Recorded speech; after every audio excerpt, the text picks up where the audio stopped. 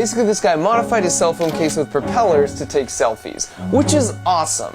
My only issue with it is that it's not only fake, but it's a scam, which I'll explain in a minute. I saw this video on Twitter with over 5 million views, and then again on YouTube with nearly 1 million views. The first clue is that these are 3-volt 7mm microbrush motors like you see here. If you attach one to a beam like this and turn it on at full throttle, you'll see the most weight that it can lift is 6/4, or about 30 grams. The cell phone in the video with all the flying gear attached would weigh about 300 grams. You would need at least 15 of these motors to do what he did. But you know, this just doesn't look as catchy. In fact, we recreated the exact setup he used in the video and turned the motors to full throttle, and this is what happened.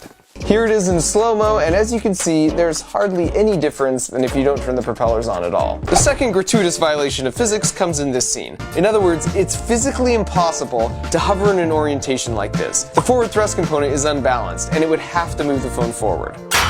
The third major issue is the Arduino compatible circuit board he chose. It's the same board here, and it's supposed to be the brains for the drone, yet this specific model of board doesn't come with any sort of gyroscope or accelerometer. The fact that his board is missing a gyroscope and an accelerometer means there's no way for it to tell if it's starting to rotate or to fall in any direction, which is the perfect lead-in to the fourth major physics flaw. Notice how he attaches these motors and rigidly fixes them to the phone with double stick tape. This means if you start to tip forward, you have no way to self-correct the phone orientation, and it would just turn into a nosedive. If you only have 2 propellers in this configuration, they both need to be able to rotate with respect to the phone in order to correct for movements in all 6 degrees of freedom. And my final physics issue with this video is one of acoustics. This guy proposes using it as a hands-free way to watch your favorite super hip music videos, conveniently dubbing over the audio here.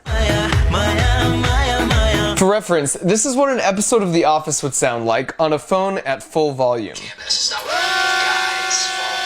And don't forget, you would actually need 13 more motors than this, so it would be at least 6 times louder. So now that we've thoroughly established a multitude of physical laws have been broken, let's find out exactly how he faked it. And to do that, Captain Disillusion. Oh, hi, Mark. Mark Rober, you weren't supposed to call yet. It's 2 o'clock. I'm actually even 5 minutes late. Really? Well then. How can I help you? Did you not even watch the video I sent? Yes, of course, the mobile drone video. I've analyzed it thoroughly, Mark, and my conclusion is it's totally real. Seriously? Yes. Everything except for the mobile drone part. That's fake.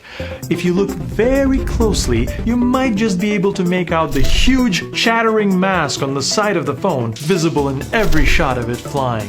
The creator must have been in a real hurry because it's so messy. Here it cuts off the edge of the phone, here the tip of his finger, and here it reveals the thing it's supposed to be hiding. A rod.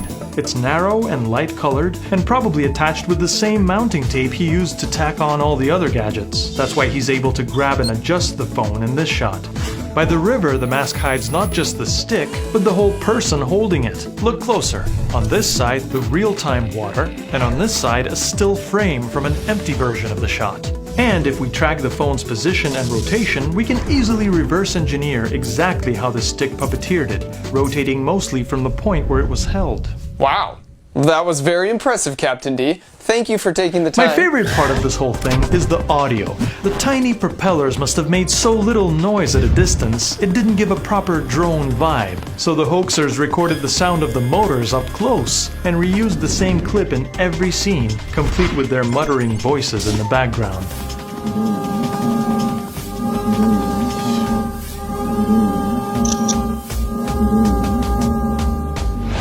Awesome. So it's fake. And now you know exactly all the reasons why. But it's still a really interesting idea, and I was curious what it would look like if you actually built one of these using less special effects and more practical engineering. So naturally I called in my buddy Peter Schriepel, whose qualifications include building his own electric plane from scratch, and he immediately got to work. Turns out if you take 2 brushless motors, 2 electronic motor speed controllers, a flight controller that actually has a gyroscope and an accelerometer integrated, a 3D printed frame and 2 servos to articulate the rotors, a radio transmitter for remote control, and a 4-cell LiPo battery, and then you put them all together, it actually works. Kind of. We had to do a bunch of test flights to calibrate that feedback control loop we talked about before. So if we notice the drone is either undercompensating or overcompensating when it starts to fall in a certain way, we tweak the response sensitivity in between flights until we get to the sweet spot. And so once we felt like we had it in pretty good shape, we took her out for the maiden test flight.